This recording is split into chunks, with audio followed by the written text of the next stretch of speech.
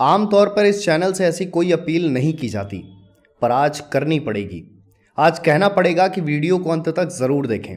Video सही और गलत नहीं बताता, किसी मजहब या समुदाय को कटघरे में नहीं खड़ा करता, कोई झूठा नैरेटिव या प्रोपेगेंडा भी नहीं फैलाता, मीडिया की तरह स्टूडियो में बैठकर युद्ध के हथियारों की सूची नहीं खंगालता।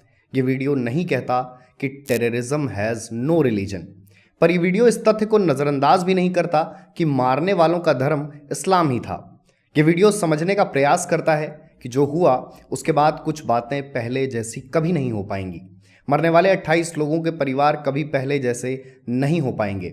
किन बातों की तरफ ध्यान देने से लगता है कि आने वाले दिनों में कुछ बड़ा होने वाला है। कैसे एक आतंकवादी हमले ने देश के सभी राजनीतिक दलों को एक कर दिया, देश की जनता को एक कर दिया। क्यों दुनिया में पाकिस्तान से बदतर और बेशर्म मुल्क कोई और नहीं हो सकता। कैसे भारत हर परेशानी की तरह इसका सामना करेगा और कई गुना मजबूती से खड़ा होगा। सिंधु जल समझौता 1960 में हुआ, भारत और पाकिस्तान के बीच। इस समझौते के तहत भारत को सिंधु नदी और उसकी ट्रिब्यूटरीज का लगभग 20% पानी मिलता है, वहीं पाकिस्तान को लगभग 80% जल मिलता है। सिंधु नदी पाकिस्तान की लाइफलाइन कही जाती है। वहाँ की आधी आबादी की पानी से जुड़ी ज़रूरतें सिंधु नदी के जल से पूरी होती हैं। सिंधु नदी का पानी नहीं पहुँचने पर पाकिस्तान की 70 से 80% कृषि भूमि की सिंचाई नहीं हो पाएगी।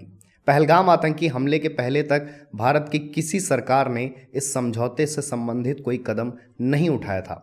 आसान भाषा में कहें तो भारत और पाकिस्तान के बीच कितनी बड़ी लड़ाई क्यों न हुई हो, भारत ने पाकिस्तान जाने वाला सिंधु का पानी कभी नहीं रोका।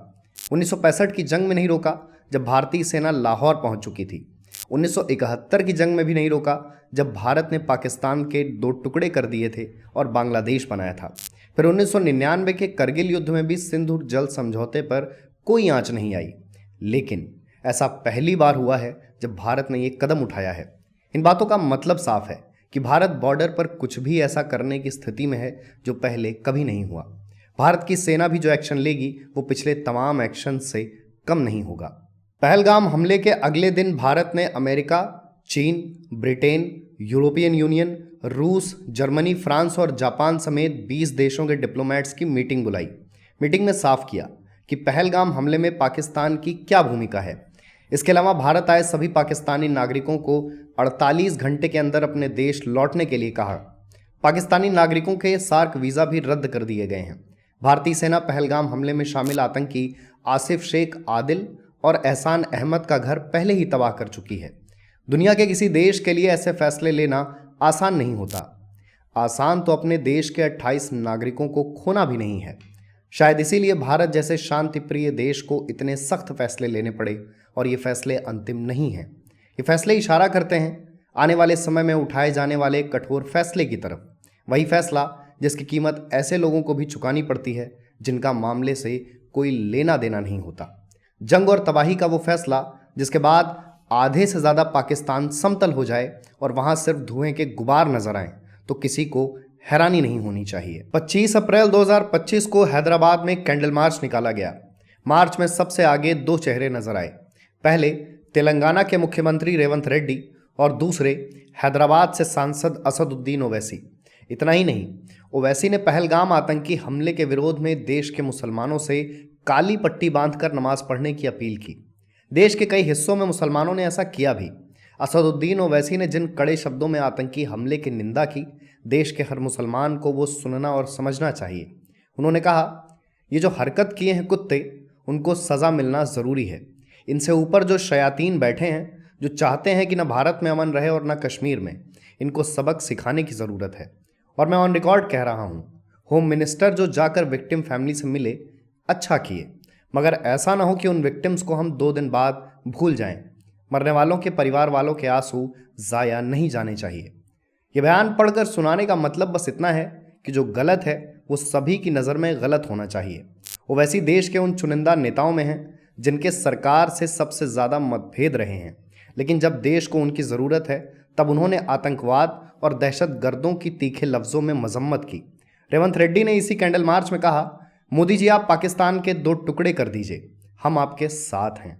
फिर भी बहुत से लोग मरने वालों की खबर पर हंसते हैं, खुश होते हैं और समर्थन करते हैं।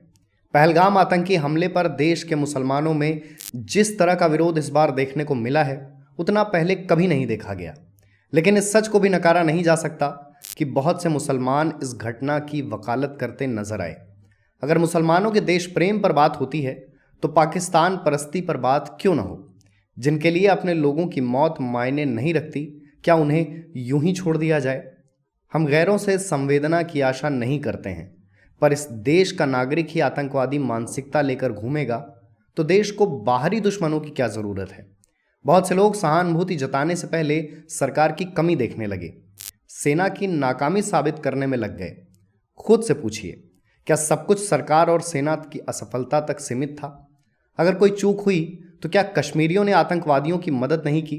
क्या लोकल सपोर्ट के बिना आतंकवादी इतनी बड़ी वारदात अंजाम दे पाते? कभी नहीं दे पाते। ये बात भी सही है कि सैयद आदिल हुसैन नाम का कश्मीरी पर्यटकों की जान बचाते हुए शहीद हुआ। बेशक उसकी बहादुरी थी और इंसानियत थी, पर यहाँ यह भी पूछा जाना चाहिए कि वो पर्यटकों की जान बचा किससे रहा था।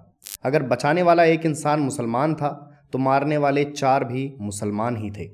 इस बात में कोई दो राय नहीं है कि आदिल की तारीफ होनी चाहिए, उसे मिसाल की तरह पेश करना चाहिए, लेकिन उस पर बात करते हुए मारने वाले 4 आतंकवादियों पर गौर नहीं करने की बेशर्मी इंसानियत की कौन सी किताब में सिखाई जाती है?